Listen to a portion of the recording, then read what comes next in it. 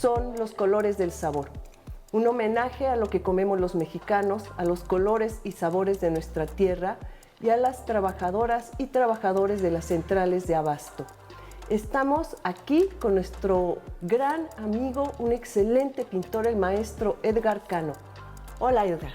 Abelina, gracias por tu invitación. Es una alegría para mí el que estemos nuevamente viéndonos al respecto de este tipo de proyectos, en el cual estoy muy complacido de participar. Edgar, nosotros todos tenemos esa experiencia que cuando vamos a los mercados, cuando vamos a las centrales de abasto, disfrutamos esa abundancia, todo lo queremos comprar y eso es un motivo del arte desde el barroco. Así es.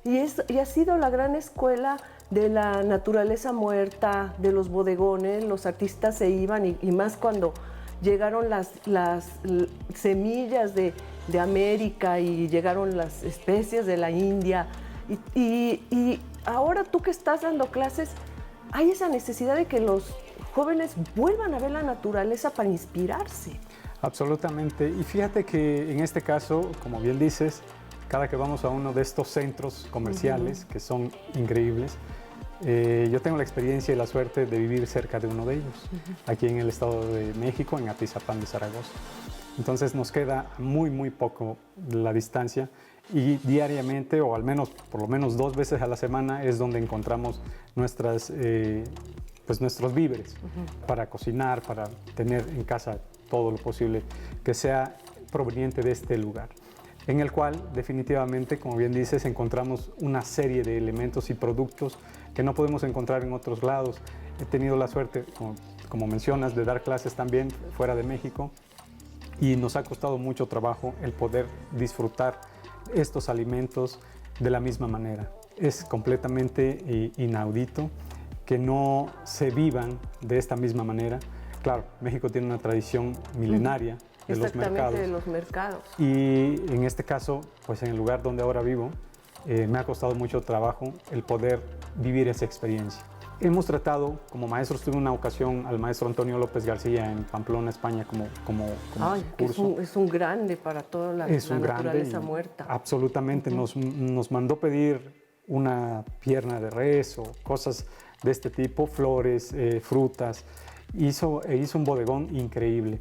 En muchas ocasiones trato de emular y reproducir esto para que los estudiantes partamos de allí, partamos de la naturaleza, de los objetos, de las piezas vivas. De los colores reales. De los colores reales. De la vida misma, ¿no? Parece que es un problema actualmente esa circunstancia, porque pocos artistas se dedican a pintar desde esa... Del natural. Del natural. Entonces ya utilizamos... ahora sí que provienen las imágenes de las imágenes, ¿no? Cosa que me cuesta mucho trabajo porque intento estar de este lado, de lo natural también. En muchas ocasiones he utilizado la fotografía, por supuesto, muchas más de las que yo debería, pero sí es necesario partir del natural porque genera una perspectiva diferente, una experiencia y un entendimiento con el color que no es posible a través de una pantalla.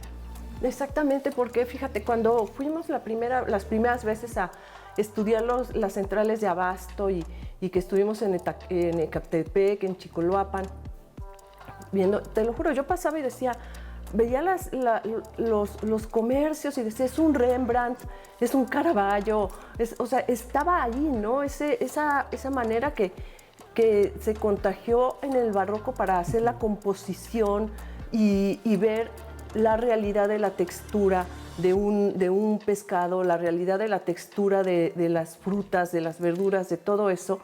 Y yo digo, bueno, ¿por qué el arte se está separando de la experiencia real de vivir? En este caso yo creo que lo que mencionas, tenemos la gran desventaja o el infortunio de vivir en un momento de mucha higiene. Podríamos decirlo en ese sentido, en un momento aséptico en donde el alimento debe estar cubierto. Por ejemplo, en los centros comerciales o las tiendas departamentales. Sí, todo está plastificado. Todo está plastificado, entonces compras la piña sin la cáscara. Compras no solo la cáscara, sino cubierta por un plástico muy bien cuidado, muy limpio. Y entonces, que sería también interesante pintar esa nueva versión de alimentos, esos nuevos bodegones, por supuesto. Y otra es estamos pintando demasiado rápido. Estamos pintando con una velocidad inconmensurable. Como bien dices, los barrocos o la pintura de este momento en donde iban al mercado o por ejemplo, tenían al caballo muerto en el camino, se lo encontraba Jericó y se ponía a dibujarlo, a bocetarlo. Él tomaba el tiempo del mundo para poderlo hacer, ¿no? Ahora las pinturas parece que tienen que ser como un proceso muy elaborado, mucho más industrializado. Cosa de la cual me siento afortunado porque no participo mucho de ello. Quizás sea afortunado o no, porque en ese caso de mi taller no salen demasiadas pinturas al año. Entonces, lo que me interesa a mí es demostrarle a aquel que adquiere o que colecciona una de mis piezas que esa pieza fue elaborada casi con la misma pausividad, si existe la palabra, o la pausa, pues, que requiere un lenguaje en el que podamos encontrar un diálogo, un vínculo y una reflexión verdadera, ¿no? Edgar, para los colores del sabor, tú elaboraste esta pieza que tiene un equilibrio y un dinamismo muy interesante. Además del título del odio al amor, que ya nos narra toda una historia, podríamos pensar que son los Montesco y los Capuleto, podríamos pensar que esa es una leyenda, porque adentro de las centrales pues es un universo de historias. Sí, son narrativas de pasiones, enormes. De historias, de narrativas, exactamente. Y tú retomaste esta narrativa para hacer esta maravillosa pintura. Cuéntanos la anécdota. Pues mira, la historia de esta pintura se inicia en una de mis aventuras con mi esposa comprando en las centrales de abasto. En esta ocasión fuimos no a la de Atizapán, sino que decidimos ir a la central de abastos de la Ciudad de México. Yo en realidad estaba muy reacio de ir hacia allá porque si la central de donde vivimos, que es Atizapán de Zaragoza, está atascada de gente, en días festivos es imposible entrar, parece más grande que las plazas satélites, parece más concurrida que las plazas satélites, el 10 de mayo ya ni se diga. Estando en esta plaza, en esta central de abastos, nos dimos cuenta de pronto, entre cargar los morrales y todo eso, que cerca de nosotros estaba sucediendo una pelea. Una pelea pues, que pudiese ser no tan llamativa, porque todo en realidad es llamativo, ¿no? Pero sí lo logras distinguir y al final de cuentas ya cuando estás empezando a ver que sí, uno le arranca la camisa al otro, pues dices, aquí sucede algo, ¿no? Y de pronto me di cuenta de la escena y particularmente vi una escena muy pictórica en ese ambiente.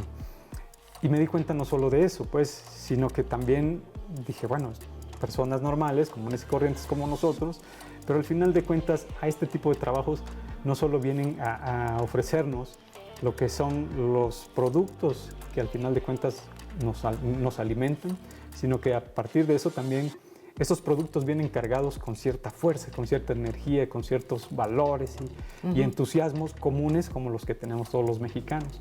Entonces me pareció muy interesante de reproducir esa escena. Claro, yo no supe nada del contexto de la pelea de los individuos. En mi pintura yo inventé que a algunos se le cayó el diablito, que es el carro con el que traen casi media tonelada de producto, y alguno de ellos tuvo la culpa, por lo cual sucedió esta batalla, ¿no? Esta pelea.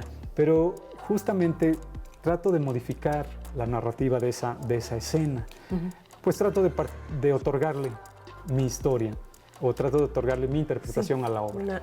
Otra narrativa. Sí. Pues es que en esos lugares son universos, ¿no? Y tienen su lenguaje y sus historias, y atrás de cada local y de cada comercio que nosotros podemos ver, claro que va a haber historias y familias que se han formado ahí. Y esto además le da una mítica al hecho de pertenecer a ese universo de las centrales de abasto. Sí, es lo que pretendo, generar esa mítica, como bien lo mencionas, y me gusta la palabra y creo que combina bastante bien, porque al final de cuentas tú puedes interpretar algo, bueno, yo interpreté algo y lo represento, quizás no es la realidad, pero al menos me doy el permiso de poder hilar una historia que me complazca, o que si no me complazca al menos me genere alguna inquietud, al respecto de esa escena que vi. Edgar, gracias por esta pintura, gracias por haber creado una historia alrededor de esto, porque yo creo que este tipo de obras son las que acrecentan la leyenda que tenemos nosotros alrededor de esas centrales y alrededor de ese ritual hermosísimo que hay de ir a buscar lo que se nos antoja para llevar a nuestra casa. Así Muchas es. gracias, Edgar. No, con todo gusto. Es un placer para mí poder participar en el proyecto nuevamente y poder abonar a la causa artística del país con esta colección. Gracias, Edgar. En los colores del sabor, con el maestro Edgar Cano y la mítica de las centrales de abasto, de los sabores de nuestra tierra. Soy Evelina Lescu. Hasta pronto.